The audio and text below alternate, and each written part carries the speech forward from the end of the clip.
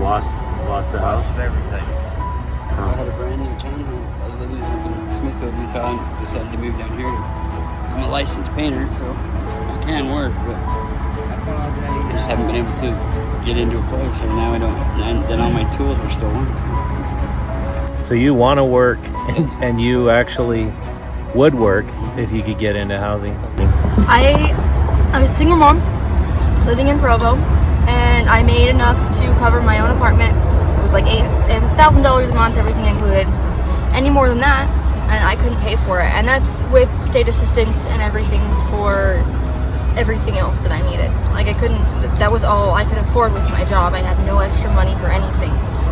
And when the housing, like the shortage here, got pretty bad, housing in Ogden, Provo, and pretty much all of the surrounding big cities around Salt Lake, everywhere, like all of their rents doubled, tripled, and it forced all kinds of people out of where they were staying because, I mean, I can't afford 3 times that. I couldn't afford that.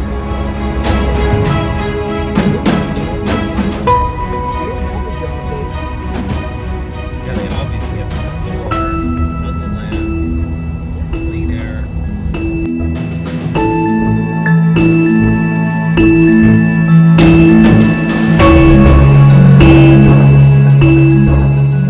So you have these power lines right here, and the biggest obstacle is going to be utilities. So why can't they do an all-electric, high-efficiency manufactured home community out here where they have a well for water, they have septic or leach fields for sewer, they don't need to have gas, and you have all this land right here. There's not a single building around here.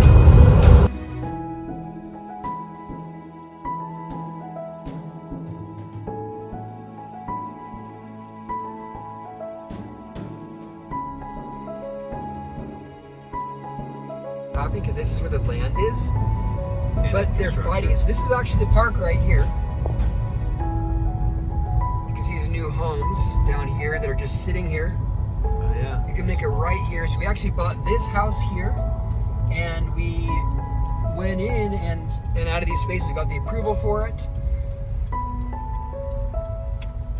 We added this brand new road here on the south side that wasn't here before.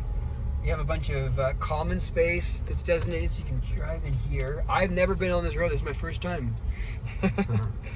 So we've invested about $1 million into this community, and the city's saying because they're saying there's not enough water, we have to do a water study.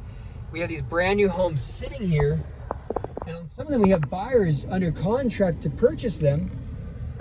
Already, they want to purchase them. They're actually, some of these are people that have already sold homes that, like our house right here, brand new house. This is the one we got approved before they put the moratorium in place. This family sold a home in, I think it was Spanish Fort. They sold a townhome and they bought this house in cash.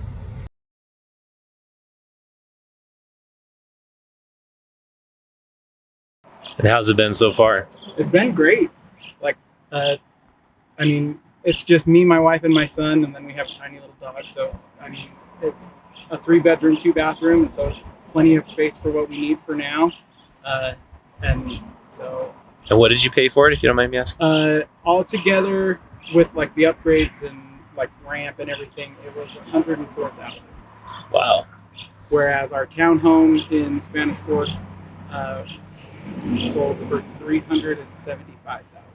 So what can you afford to do now that you couldn't afford to do when you had your mortgage, your HOA fees, and you were in Spanish Fork? Oh, I mean, me and my wife went to Hawaii for our anniversary. Like, we've been able to travel and do things.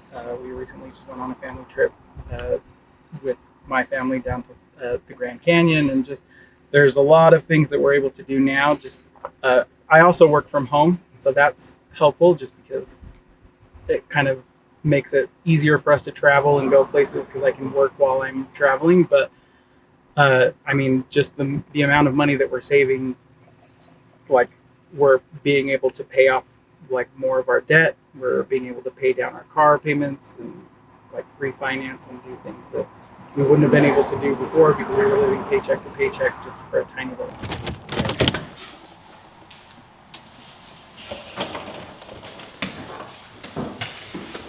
already have the water meter. We already have the utilities. We have the homes. And you had the plan approved. Have you talked to an attorney? Yeah, we're going through that process. And so that might be the route you have to take if they don't just... A lot of these small towns, they're just pushed back. They're pushed as hard as you can because the cities have in a way, they have a blank check because they have an attorney on retainer. That attorney wants to make everybody happy.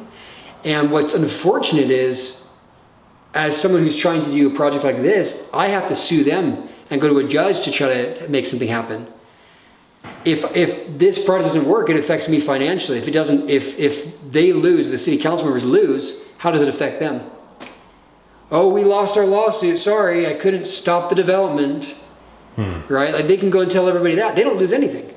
Yeah. But it affects every single person here. And just like Justin, all these people that want a place to live and want to get out of debt and want free time so they can travel and do things that are not working, they don't have that choice. And that's exactly what the city council is taking away from them. It's not really a water issue. If it was a water issue, they'd be looking for other solutions besides saying, we're not going to allow any housing that's already here during a housing crisis.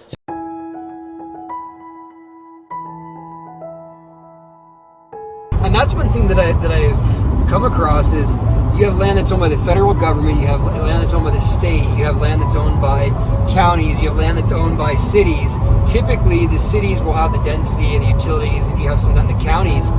But in situations like this, where you can see these power lines and all this land, it's really easy for entities or government officials to go and blame it on somebody else. But the truth is, every single piece of the government has land and has access to utilities in these areas, and it's not being utilized. The thing that's being done is just to save face without actually doing